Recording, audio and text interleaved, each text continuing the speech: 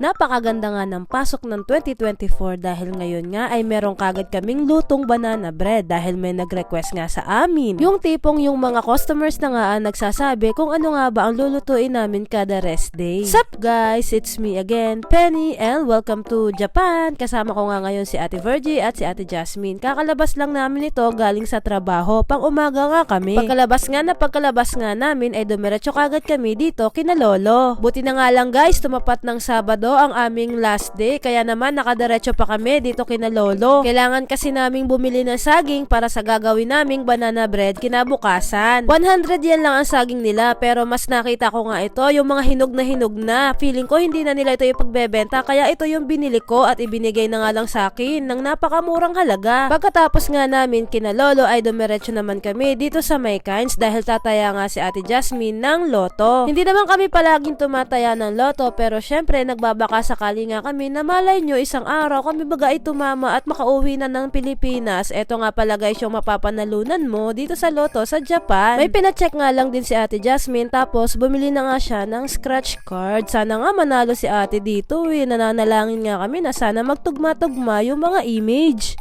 Iba sila.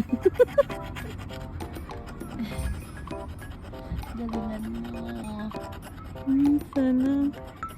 Sana ulit yun. Ako, ba't iba? Iba. Ay, iba. Kaya nga kung sana ganun, ang laki na eh. Oo. Ay, hindi. O, may apat pa. Ay, naku. Wala. Wala na tayo. Yung kabila.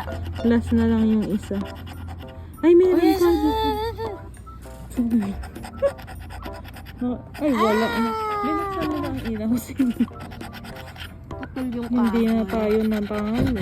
Dalawa lang. Kaya nga. Ayan guys, narinig nyo na kung papaano nga kami manalangin dito sa pagtaya ng loto at pagkiskis nga nitong scratch card. Pagkatapos nga namin guys dito sa loto ay naku, gutom na nga kami ni na ate, kaya ayan, napadiretso na naman kami dito sa Sukiya. Bago nga kami dumiretso dito ay namili pa kami sa Avance, kaya naman nagtagal din kami doon. Ayan, inabot na kami ng gutom. Buti na nga lang at medyo maraming kainan dito sa area namin. At tama na nga lang kasi ito nga Sukiya ay 24 hours na open, kaya ayan, dito na kami kakain. At syempre alam nyo naman, lagi kong binapakita sa vlog na napakamura talaga dito sa Sukiya. Yung pinakamura na nga lang ang in-order ko guys, 400 yan lang tong bowl na to ng gyudon. Tapos sinaati naman medyo mas mataas ang gutom kaysa sa akin, ayan ang in-order nila, beef sukiyaki. Fast forward nga guys, kinabukasan pagkagising namin ay eto, maglalaba nga muna kami ni ate bago nga kami magluto ng aming banana bread na ipagbebenta. Nang may setup na nga namin itong aming lalabhan, eto magagayak naman kami ng breakfast para nga dire-diretso na kami mamaya sa pagluluto kasi alam ko nga aabutin na naman kami ng ilang oras sa pagluluto ng banana bread. So ayan guys, sumusubo na nga tayo ng ilan dito para nga makapagsimula na tayo magluto. Eto naman yung breakfast ni ate, tinapay. Tapos magmansanas naman tayo guys, sabi nga nila 1 apple a day keeps the doctor away. Ayan, at nang ready na nga lahat guys ay magsisimula na nga kami ni ate na magluto ng banana bread. Ayan na nga guys yung aming saging na nabili kina Lolo. Grabe, sobrang dami niyan guys, mga 2 kilo siguro yan. Kasi nga mas kailangan namin yung hinog na hinog. Alam nyo ba guys, natakanta kasi Lolo, bakit ko daw bibilhin itong ganitong saging? Sa kanila nga kasi hindi na nila ipinagbebenta. Kasi nga nakita ko na sineseparate niya yung mga saging na may mga itim ang balat. Kaya sabi ko, naku, eto nga yung kailangan ko. Kaya nirequest ko na yun na nga lang ang bibilhin ko. Muntik na nga nilang ibigay sa amin pero sabi ko, bibilhin ko nga. At tama nga guys, yung tansya namin ni ate dito sa aming nabiling saging, umabot nga ito ng 2 kilo at may sobra pa ngang ilang piraso. Dapat nga sana 1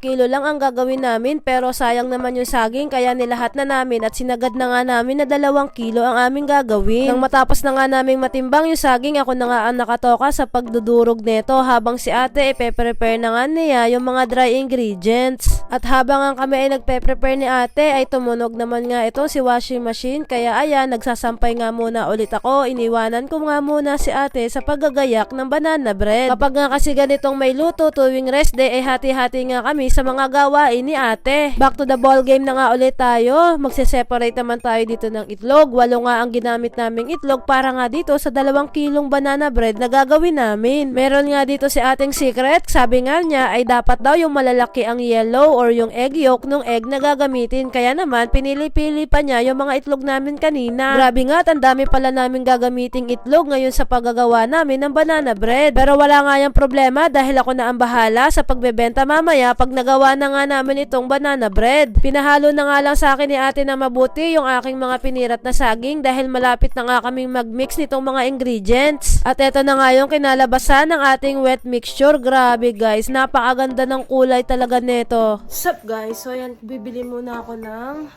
lagyanan ng banana bread kasi kulang kami. And iigib na rin ako guys. So, let's go.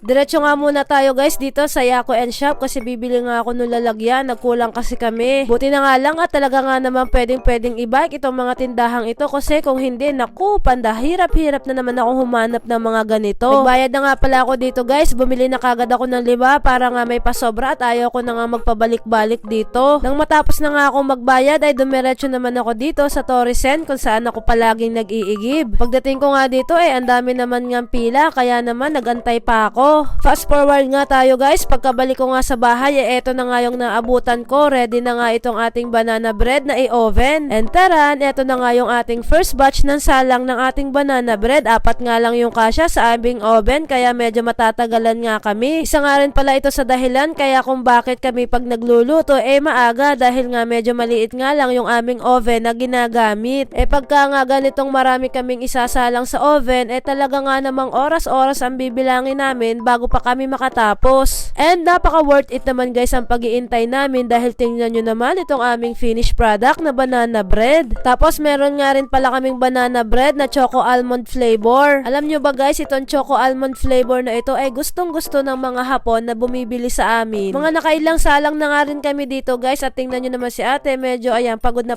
at ako naman eto ang aking hugasin, napakadami at ang lalaki nga ng aking hugasin ngayon. Wala naman nga sa akin problema kahit gabundok pa yung huhugasan ko. Basta pag tumitingin ako doon sa aming nilutong banana bread, abay sisipagin talaga ako. Dito naman guys, ako naman talaga nga namang panay ang bilang sa mga pa-orders ko at baka nga magkulang. Sa kalagitnaan nga ng pag-aantay guys, kami inabot na ng lunch kaya eto muna ang aming pagkain. Wala pa kasi kaming lutong ulam sa mga oras na ito. Yung binreakfast nga namin ay tira pa namin nung obento. Buti na nga lang at may nakatago pa si Ate Virgin na mga ganitong ulam. Alam nyo ba guys, ang sarap nitong kay Chef RV na mga gourmet tuyo. Try nyo rin. Ito na nga yung pangalawang beses na makakatikim ako ng ganitong Chef RV. At talaga nga namang napakasarap niya guys. Pero sa akin nga medyo pricey siya ha. Pero ewan ko lang din kasi si ate naman ang bumili. Nag-request pa nga si ate ng kamatis pero eto, tingnan nyo guys yung ginawa niya. Nagkalat siya sa upuan. Hindi na nga siya nakaintay na gayatin yung kamatis at doon na nga lang niya tinusok. Ayan tuloy, nagsabog-sabog yung kamatis doon sa upuan namin. Bali ayan guys, kakain nga muna kami dito tapos after nito ay magdediretso naman ako sa pagdi-deliver ng mga naon ng naluto. Pagkatapos ko nga kagad kumain nagprepare naman kagad ako nga nitong panukli ko na dadalahin mamaya sa pagdi-deliver ko. Alam nyo naman guys na nakabike nga lang tayo sa pagdi-deliver kaya hindi tayo pwedeng pabalik-balik at nakakapagod talaga. At eto na nga, nandito na nga kagad ako sa unang apato na pagdi-deliveran ko. Nasa second floor nga lang si ate at eto nga pala yung view niya mula sa kanyang apato. Pagkatapos ko nga mag-deliver kay ate ay babalik nga muna ulit ako sa apartment ko dahil medyo mamaya pa nga yung kasunod kong deliver. Pagkabalik ko nga guys sa bahay eto naman ang nakita ko, madami na ngang naluto si ate at ibinabalot na nga lang niya ito sa plastic. Tapos nga pala guys, bawat luto nga pala namin ni ate ay kailangan tumitikim din kami kasi syempre kailangan malaman namin kung masarap ba din talaga yung aming niluluto. Kumbaga syempre kung kami nga din yung customer, gusto namin yung babayaran namin na pagkain syempre masarap din naman kaya kailangan talagang tikman yung mga pagkain na ibinebenta. Naluto na nga rin pala guys yung last batch ng nasalang ni ate, yung may mga choco nga yung aming last batch. Pinapalamig na nga lang namin ito ng todo para nga masasaraduhan na namin yung plastic. Tulong na nga kami dito guys ni ate sa paglalak nitong plastic kasi hindi siya kakayanin kapag isa lang. Medyo maliit kasi yung pang ribbon kaya kailangan may tagahawa ka sa dulo. Pagkatapos nga namin dito guys ay magdi-deliver na kagad ako. Bali nga 4 na bahay yung pagdi-deliveran ko ngayong araw. Kaya ipapakita ko na rin sa inyo guys yung mga klase ng apato dito sa Japan. At eto nga apatong ito ang unang pagdi-deliveran ko. Nasa second floor nga ulit yung umorder ng ating banana bread na choco flavor. At eto naman nga yung view na makikita mo mula dito sa area nila sa second floor. Ang dami din nga palang unit sa apato ni na ate at parang mukhang pang single nga lang. Dito sa Nosas ang second deliver ko kaso walang nag-reply sa akin kaya nilampasan ko na nga lang ang apato niya. Sunod na deliver ko ay ito na nga pinakamalayo. Malapit nga nga ito doon sa tindahan ni na lolo. Pang family style naman itong apato ni na ate. Tapos eto na yung huli kong deliver ngayong araw dito sa apato ni na person. Ganito naman ang itsura ng kanilang apato. Nasa second floor nga ulit si na person kaya tara akyat muna tayo. Bawat apato nga pala dito sa Japan ay may kanya-kanyang parkingan ng bike at saka sasakyan. And finally, we're back home. Andito na ulit ako sa apato ko. Maghihintay na nga lang guys ako ng 7:50 para sa huling pick up ng ating banana bread. And finally guys, mag-aalas 9